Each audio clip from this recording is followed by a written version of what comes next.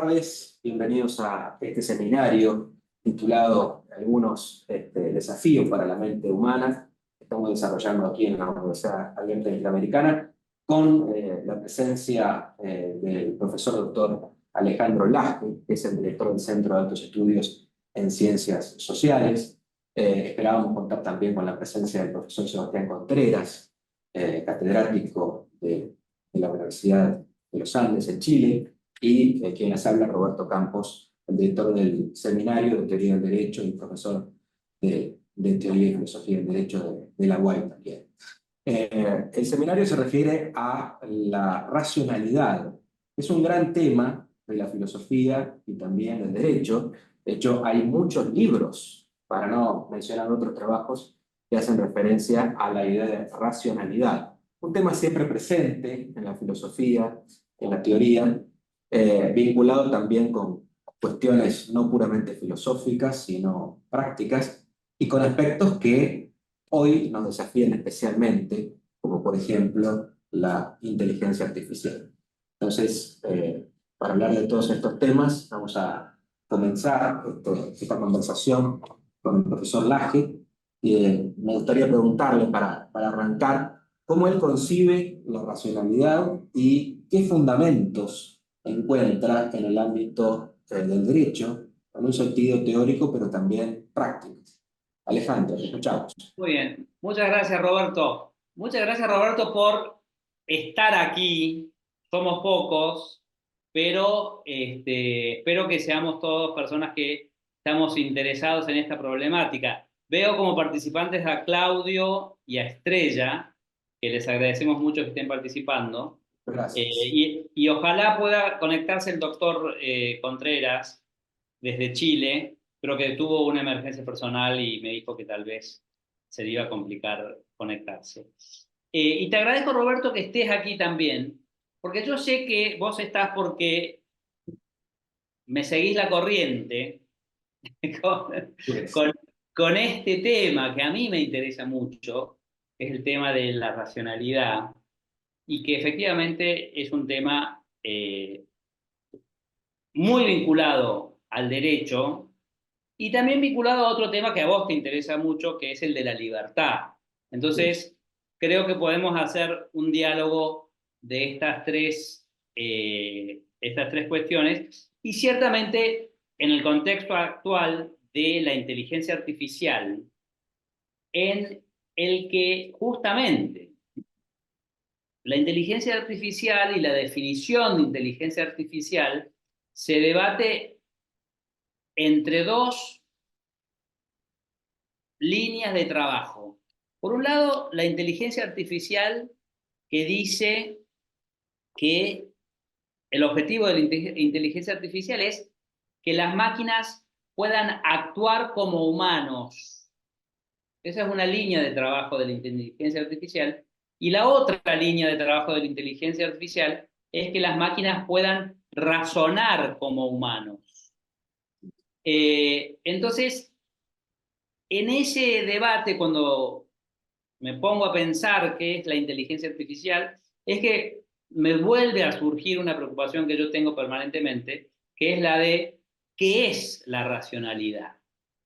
En mis clases de filosofía del derecho siempre empiezo con esto, ¿no? O sea, ¿qué es lo racional? ¿Qué es esta característica que dijo, esta definición del ser humano que dijo Platón que somos animales racionales? ¿Qué quiere decir eso? Eh, y yo encuentro dos líneas de trabajo también que se dieron en la Grecia antigua, que están perfectamente presentes en la actualidad, que son esta idea de que el rol de la razón humana, van a decir algunos, es crear la realidad en la que existimos. Y la otra tendencia de la razón humana, la otra línea de trabajo de la razón humana, es esta idea de que el rol de la razón humana es descubrir la realidad en la que vivimos. Eh, entonces, y en ese debate creo que nos hemos agotado más de 2500 años. Hace 2500 años que estamos discutiendo cuál es el rol, en qué consiste ser racional. ¿Crear la realidad o descubrirla? Eh, y cuando tomamos partido por la línea de la creación, eh, que también que es interesante, a mí me gusta la línea esta de pensamiento que dice la razón crea la realidad en la que vivimos, eh, nos topamos con que más que crear la realidad en la que vivimos, reproducimos nuestra propia realidad individual en la realidad que queremos crear. Entonces, no habría una auténtica creación, sino una mera reproducción de lo que somos, como esa idea de que somos la medida de todas las cosas, ¿no? O sea, ¿verdad? Lo único que hacemos es más de nosotros mismos. En cambio, la otra versión, la de descubrir, tiene una apertura hacia el exterior que también me resulta interesante, pero que también tiene sus limitaciones porque como que la realidad se nos impone y nosotros tenemos un rol un poco más pasivo. Entonces, ahí tenemos los dos primeros planteos de en qué consiste la realidad y creo que los principales mentes de la humanidad han tomado partido por uno o por otra de estas orientaciones y cada una de estas llevándola a la máxima expresión, al máximo desarrollo de lo que se podría lograr. Y en ese proceso yo me gusta repetir esta frase de Whitehead, que seguramente la conoces, Roberto, de que todos los filósofos que vinieron después de Platón no son más que notas al pie de página de lo que ya dijo Platón. Entonces, como que hay un proceso que yo llamo el racionalismo que desarrolló Platón y que desarrollaron los que vinieron después, como Aristóteles, San Agustín, Santo Tomás, que son esta línea de pensamiento, ya sea idealista o realista, pero donde el rol de la razón es descubrir y que llega un momento, después de 2000 años de discusión, en donde se lleva al máximo esta idea eh, en la que llegamos irónicamente a una postura kantiana donde la razón humana en ese proceso de descubrir es la que crea el fenómeno que quiere conocer. No sé si estás de acuerdo con esta extrapolación que hago, Roberto, de Sí, sí, Kant. entiendo. Sí, comprendo, claro. ¿Pero estás de acuerdo o no? Bueno, a ver, yo creo que, digamos, el racionalismo es una corriente muy amplia, muy heterogénea. De hecho, decir sin más que todo lo escrito después de Platón es una nota a pie e ignorar las enormes diferencias que hay entre Platón y Aristóteles, por ejemplo, ya es arrancar de modo polémico, ¿no? Lo mismo Ajá. la diferencia entre descubrir y crear. Hay abismos entre un extremo y el otro y por supuesto las múltiples combinaciones que puede haber entre esas dos tendencias, ¿no? El kantismo sin duda es una expresión fuerte de racionalismo, pero así como existe el kantismo, que marcó un antes y un después en la filosofía moderna, también existen muchas otras formas de racionalidad, y en el derecho, incluso en la filosofía del derecho, que es un área aplicada a la filosofía, eso se ve de modo muy notorio, ¿no? O sea, cuántas formas diversas de entender la racionalidad jurídica.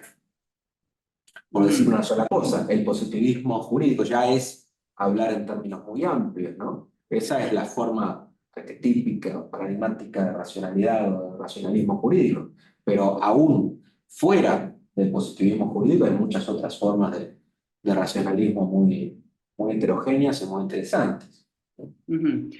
Ahora que te escucho, me doy cuenta de algo que nos distingue en nuestra forma de pensar, y es que a mí me gusta sintetizar y a vos te gusta precisar diferencias.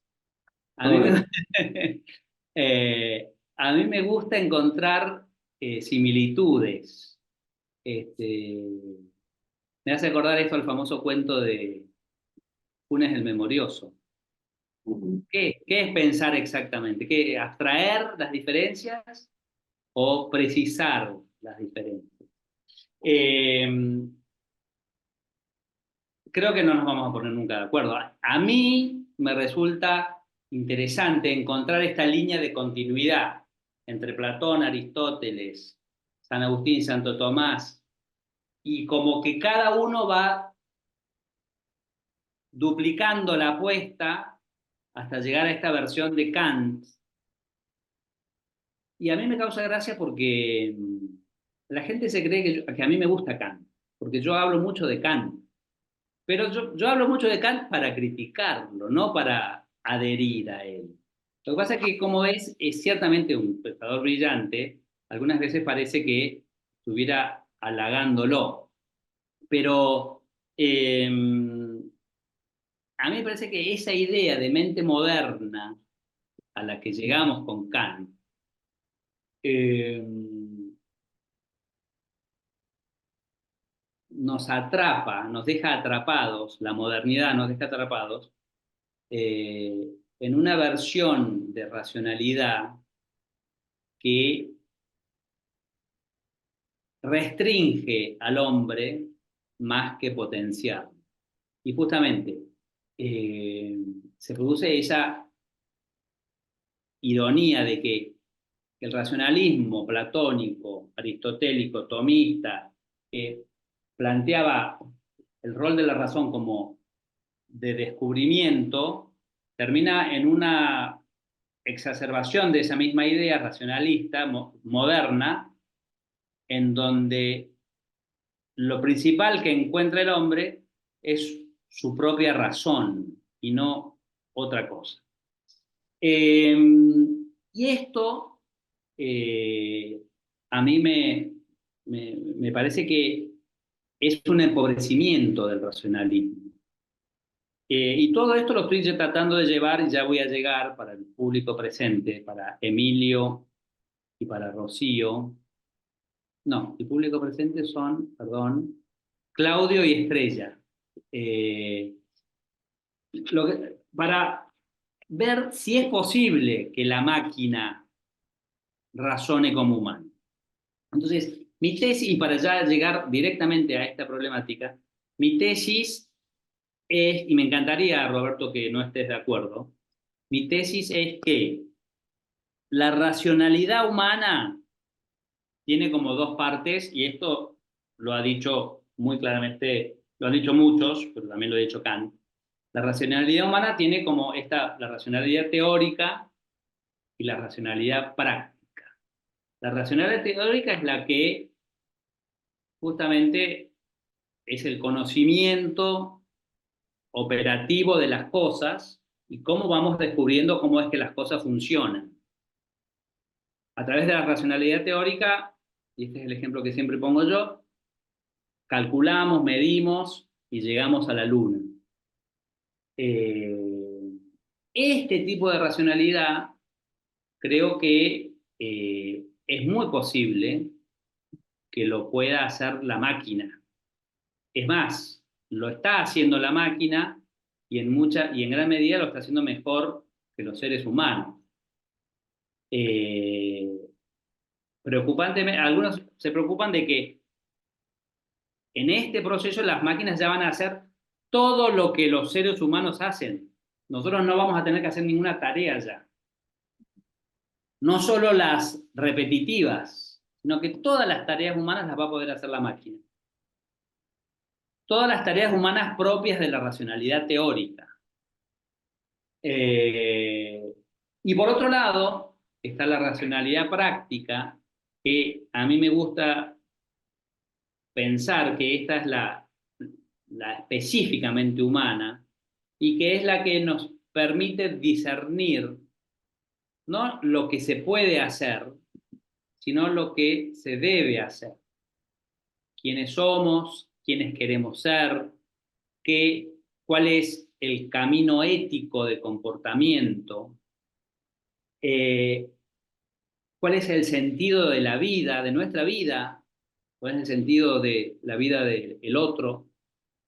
Y este razonamiento práctico es el que yo creo que la máquina no puede hacer y que es el específicamente humano y que es a lo que irónicamente nos vamos a terminar dedicando una vez que la máquina haga todas las otras cosas que hace el ser humano.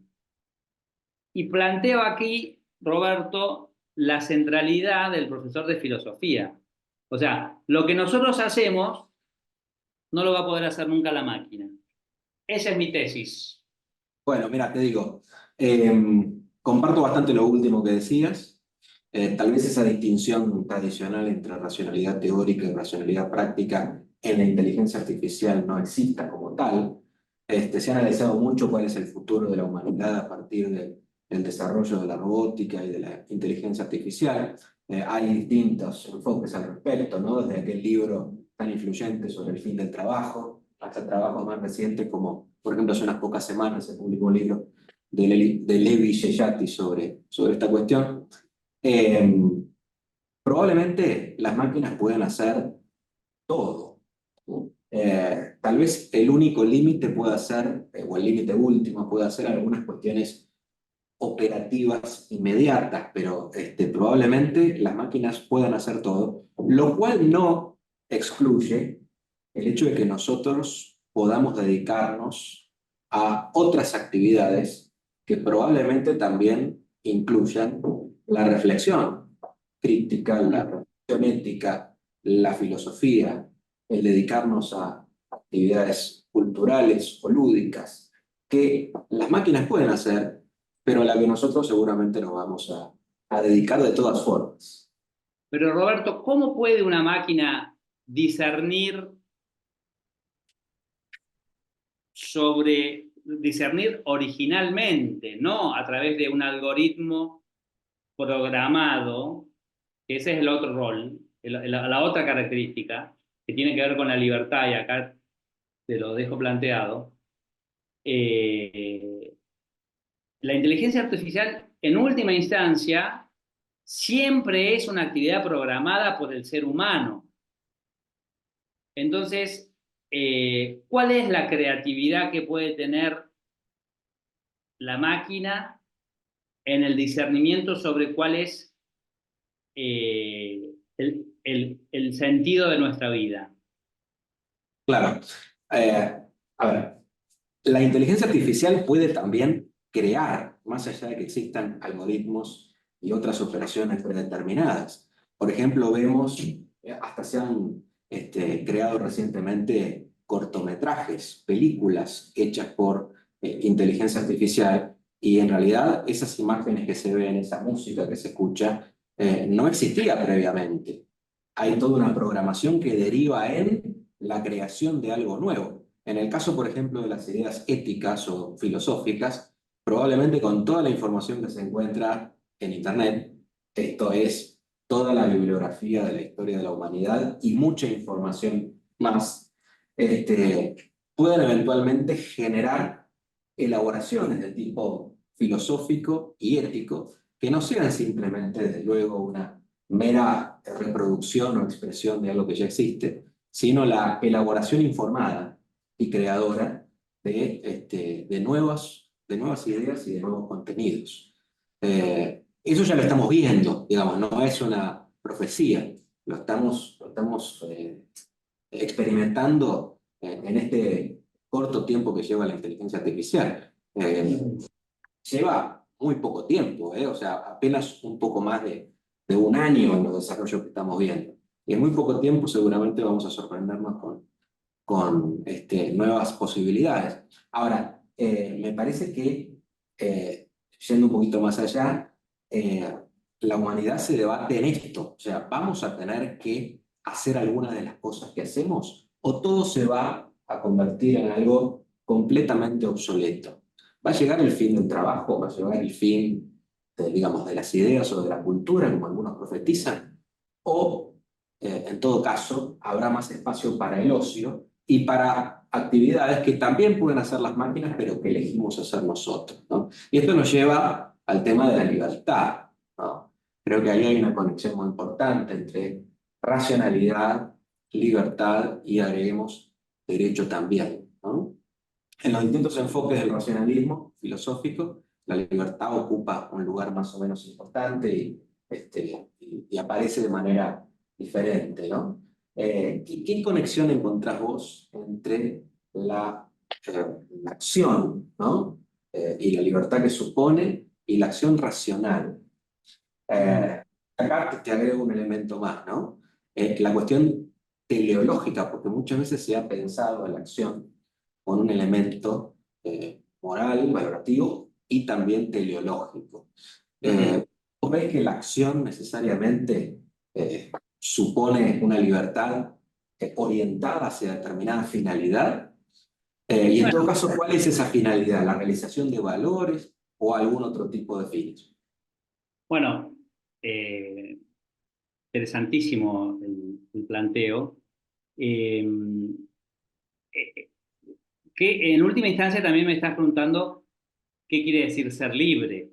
Ser libre quiere decir tener muchas opciones entre las que puedo optar o dirigirme a un fin que en alguna medida ya me viene condicionado.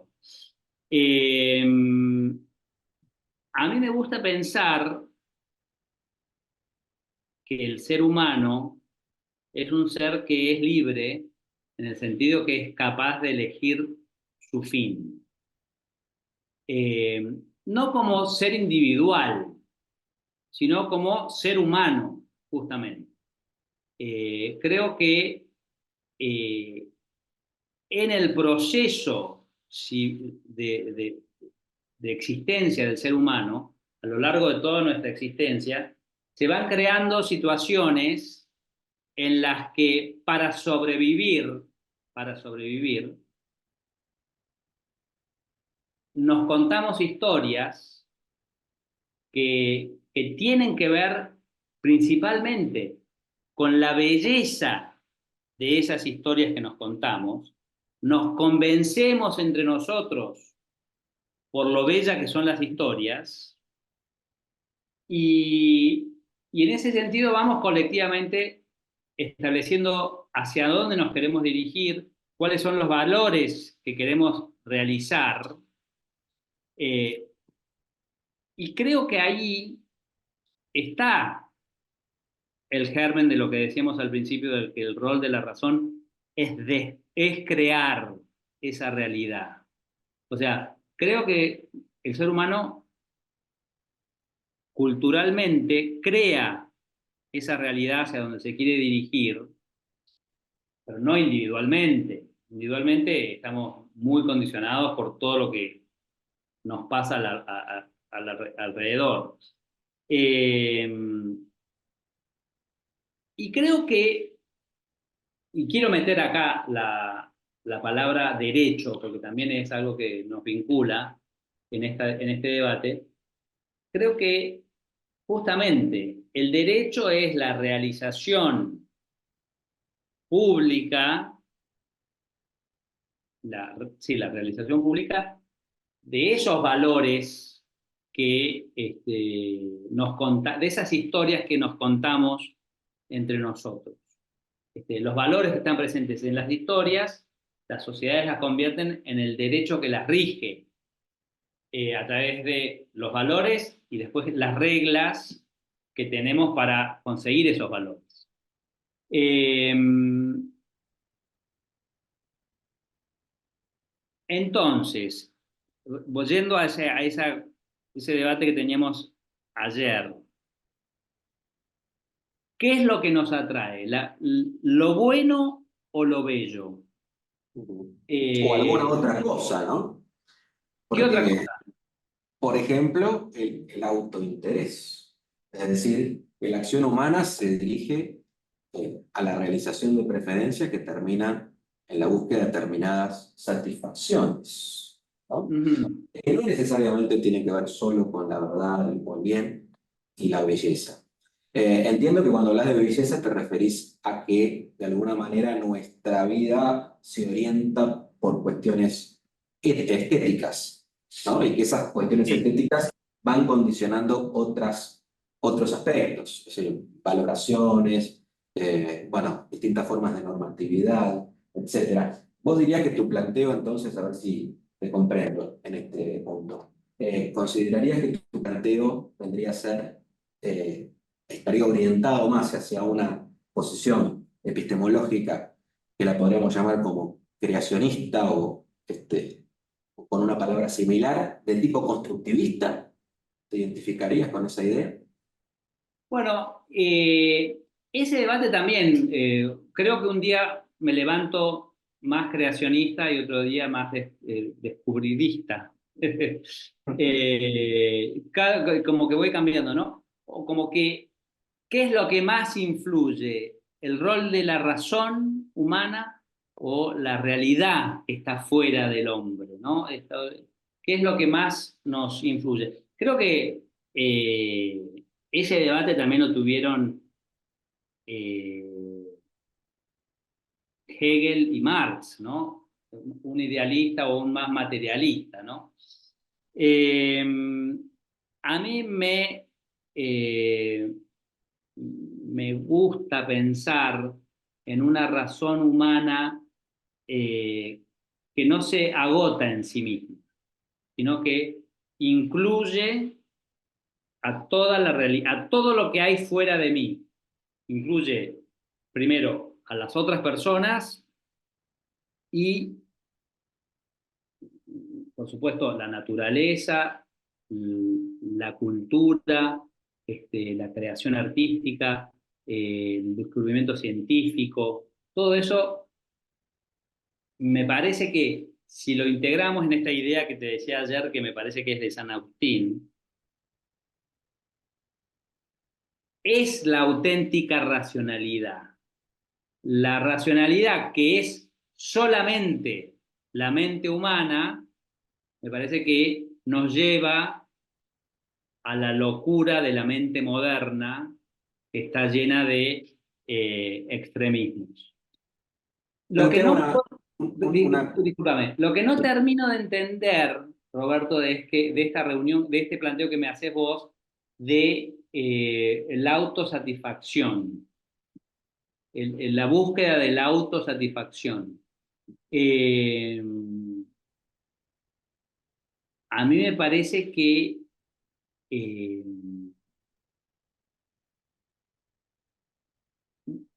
encontrarse a uno mismo nunca puede satisfacer las ambiciones humanas.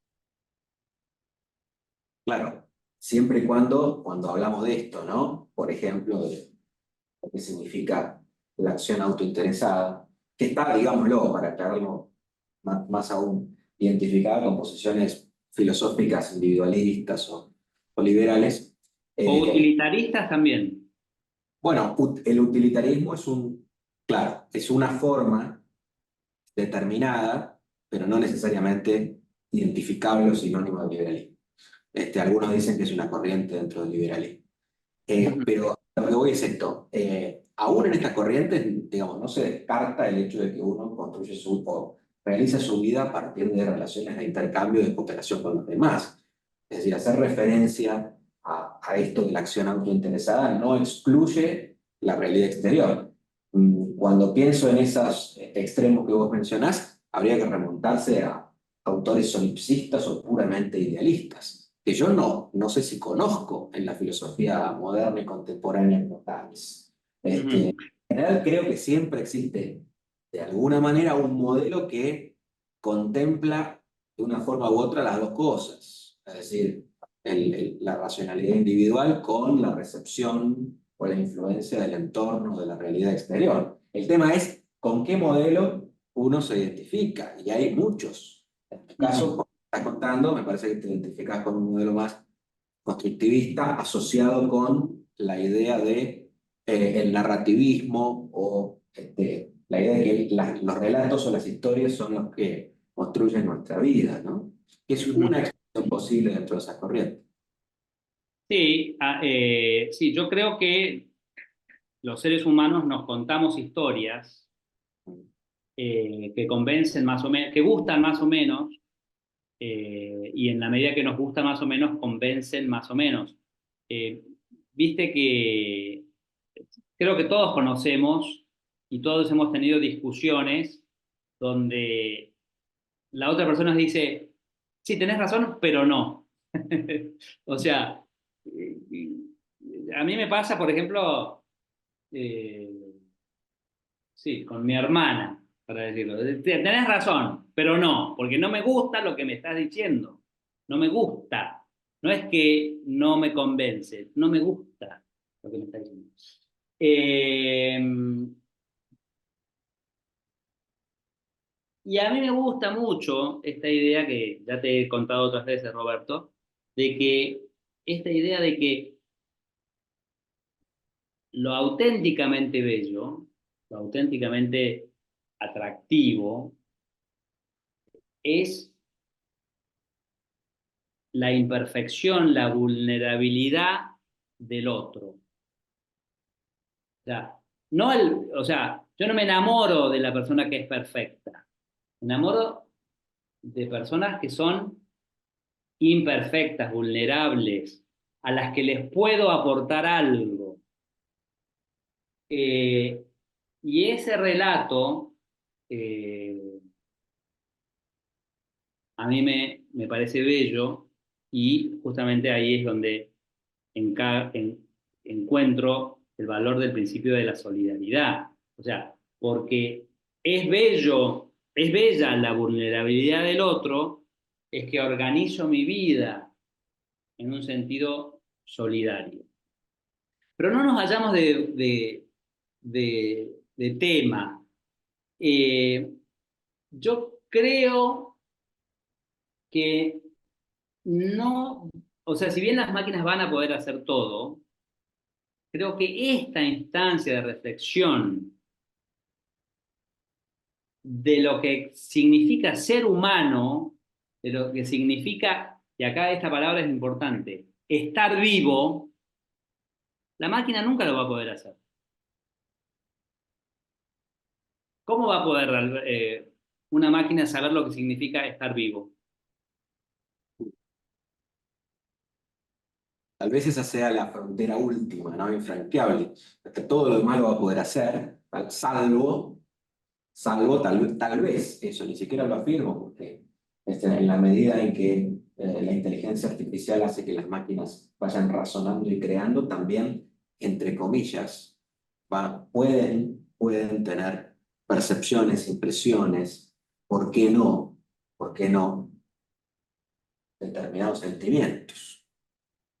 Sí, pero no de lo que significa estar vivo, porque no están vivas. Claro, claro. Me interesa mucho la opinión de Claudio y de Estrella. ¿Qué les parece lo que estamos conversando? ¿Tienen alguna opinión personal? Ah, dice no, no tiene nada para aportar ahí por el chat. Y dice que no tiene micrófono. Bueno, Claudio, muchas gracias igual de todos modos por estar escuchándonos. Gracias. Eh, bueno, no sé, Roberto, yo creo que el problema de la racionalidad me resultó mucho, muy útil lo que me dijiste sobre eh, tal vez el esquema de razón teórica, razón práctica no sirva exactamente para relacionar qué es lo que puede o no puede hacer la inteligencia artificial en relación con ser racional. Pero sí quisiera, a ver si me ayudas a, Sí. eh, ¿qué es lo que vos decís que no, que las máquinas van a poder ser 100% racionales como los humanos. No, de una manera diferente a los humanos y pudiendo realizar todas las operaciones que nosotros consideramos posibles y hoy imposibles. De hecho, buscar en Google simplemente en menos de un segundo arroja millones de resultados, para mencionar un ejemplo muy sencillo, ¿no? Y ya hoy las máquinas hacen cosas mucho más complejas que esa. Sí, pero fíjate que es lo que dije al principio, que las máquinas actúen como humanos es distinto de que razonen como humanos. Claro. Mi interés es en que razonen como humanos. Y verdaderamente también pueden en muchas cosas razonar como humanos. Pero yo creo que el límite ese es el de discernir el sentido de la vida, en el que las máquinas no pueden ser libres porque están programadas, son una forma de automatización, no pueden ser libres, están programadas y responden a algoritmos que les ponemos los humanos. Eh, Algunos piensan que va a ser posible que las máquinas tomen vuelo por sí mismas y se autoprogramen. Bueno, hay algunos, bueno, que se autoprograman ya lo hacen, pero hay algunos ejemplos recientes que muestran que, según algunos casos, se considera que las máquinas ya experimentan percepciones o incluso sentimientos. Esto tal vez nos obligue a redefinir algunos de los conceptos tales como los conocemos, así como recién concluimos que podemos descartar tal vez la distinción entre razón teórica y razón práctica en este contexto. También probablemente tengamos que redefinir muchos términos y ni hablar de las categorías jurídicas que van acarreadas con todo esto, ¿no? Yo estaba pensando en muchas cosas mientras hablaba, muy complejo, interesante el tema, ¿no? Eh, Te iba a decir algo, pero bueno, se me fue, la verdad. Eh, un poco tu planteo me da la impresión de que antepone o sea, las cuestiones éticas y normativas son una consecuencia, un derivado de cuestiones estéticas, por lo que mencionaste antes, ¿no? Entiendo. Sí. Eh, y en esa línea identifico que estás en una corriente racionalista débil, por decirlo de alguna manera, ¿no? O sea, no descartás la idea de la racionalidad, pero tampoco te aferrás a modelos formales o muy, muy fuertemente identificados con la tradición racionalista. Te voy a preguntar lo siguiente. ¿Qué vinculación posible encontrás, a tu modo de ver, ya que es un tema muy tratado en la teoría y la filosofía del derecho, entre racionalidad y razonabilidad? No puedo dejar de recordar el libro de Aulis Arnio, ¿no? Lo racional como razonable, en un contexto en el que en el derecho ya no solamente se habla de un sistema de normas formales identificadas con el Estado, sino también cada vez más de principios, ¿no? De la ponderación, de cuestiones vinculadas con aspectos morales que vuelven a tener relevancia en el derecho después de un siglo como el siglo XX que ha dejado atrás parcialmente cierto naturalismo del pasado. ¿Cómo pensás la cuestión de la racionalidad vinculada con la razonabilidad? Eh, ¿Son lo mismo? ¿Son cosas diferentes? ¿Cómo cuaja eso en el derecho? Te pregunto otra cosa para ver si podemos armar una respuesta. ¿Qué relación hay entre la verdad y la verosimilitud? Claro. Se deriva esta distinción de tu planteo anterior, ¿no? Evidentemente, seguramente vos crees más en lo verosímil que en la verdad dura, ¿no? Este, Exactamente. Entonces, me gusta la idea de la razonabilidad, porque ujú. la razonabilidad sería lo verosímil en alguna medida, Exactamente, lo probable, lo que no tiene una solución definitiva, lo que no es ni prohibido ni permitido. pero que no es la locura tampoco. No, no. Por eso digo que en todo caso es un modelo identificado con un racionalismo débil, no con el irracionalismo, que Ujú. también, digamos, así como hablamos del racionalismo, también podríamos hablar de la historia del irracionalismo, ¿no? Que tiene tantos jalones importantes y que en la filosofía contemporánea tiene tanto margen. Sí, yo Eh, en algún momento pensé que me estaba yendo al irracionalismo, pero para mí afortunadamente me detuve allí y ahora me gusta esta definición que me haces de un racionalista. ¿Cómo me llamaste? Racionalismo débil, por decirlo de alguna Débil. manera. ¿Qué sería lo contrario? El racionalismo fuerte, ¿con qué lo asociaríamos? Con Generalmente con, Kant, claro, con la exactamente, modernidad. con cierta modernidad, en el derecho claramente con el positivismo analítico, ¿no? Con el Sí. formalismo jurídico, o también el racionalismo fuerte está asociado con una fuerte idea, no solo de verdad formal, sino de verdad sustancial, de verdad moral profunda. Es decir, podríamos asociarlo con cierto y un naturalismo tradicional, ¿no? Ujú. Esas corrientes están fuertemente identificadas con la verdad formal o moral. También agreguemos quienes hacen del realismo sociológico o del facticismo, del positivismo sociológico algo central. Para ellos la verdad de los hechos, ¿no? Ujú. Habla de sí mismo. Pero me parece que vos, por lo que venimos conversando, te interesás más por una racionalidad débil, más asociada con la verosimilitud o con la razonabilidad que con una idea de verdad fuerte. O sea, nos convence lo que nos parece plausible, Ujú. verosímil y no tanto lo que creemos que es verdadero o correcto. Pero, y creo que muy interesante lo que estamos diciendo, pero a la vez creo que, digo, me gustaría poder argumentar de algún modo que esto que es lo que hace la razón humana, que es la razonabilidad en búsqueda de verosimilitudes, es lo que la máquina no puede hacer, pero no lo puedo eh, expresar. ¿Me ayudas a expresarlo de algún modo o no? Claro, sí, cómo no. A ver, cuando veo, por ejemplo, imágenes creadas por inteligencia artificial, Sí. pongamos el ejemplo, ¿no? Cualquiera puede utilizar este, las aplicaciones, que ya son muchas, ¿no? De inteligencia artificial y darle la instrucción de que cree una imagen o, por qué no, una obra musical o una especie de cortometraje, dando indicaciones generales.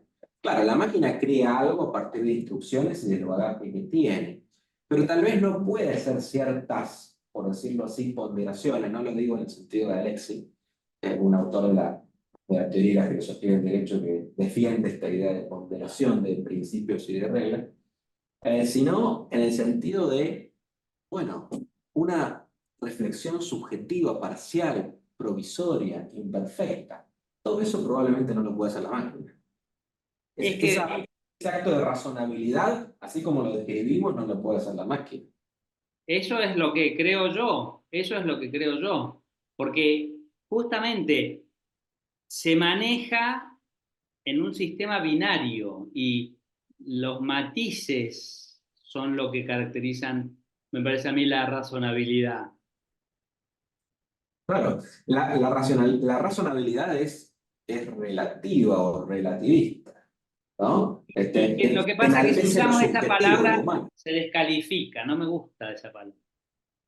El relativismo se descalifica a sí mismo, entonces no me gusta ser relativista, entonces me gustaría argumentarlo de otro modo. Ajá. Bueno, la palabra nos ayuda porque es bastante desprestigiar. Relativismo en el sentido de que es algo parcial, de que es algo subjetivo, imperfecto, provisorio, ¿eh? Sí. Digamos, que reviste características que son más propias de la imperfección humana que de la perfección de una máquina. Qué interesante, y tal vez este pueda ser el cierre de esta discusión, eh,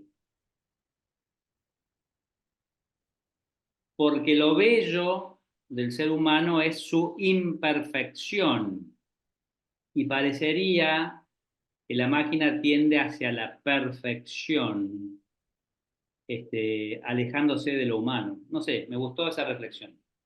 Claro. Si partimos de la idea de que lo bello es lo imperfecto, o sea, yo diría, lo humano es lo imperfecto. Sí, Lo humano es lo imperfecto y si apreciamos lo humano como tal, si creemos que el ser humano es la medida de todas las cosas, entonces lo imperfecto es lo bello. Claro que podría venir alguien y decir, no, para mí lo bello es otra cosa. Pero sí, es lo perfecto, sí, claro. Está bien. Bueno, muy interesante, Roberto. Me encantó. No sé si compartís. también, A mí siempre me gusta conversar con vos también eh, con vos. porque me decís cosas que me dejan eh, pensando, así que te agradezco muchísimo eso.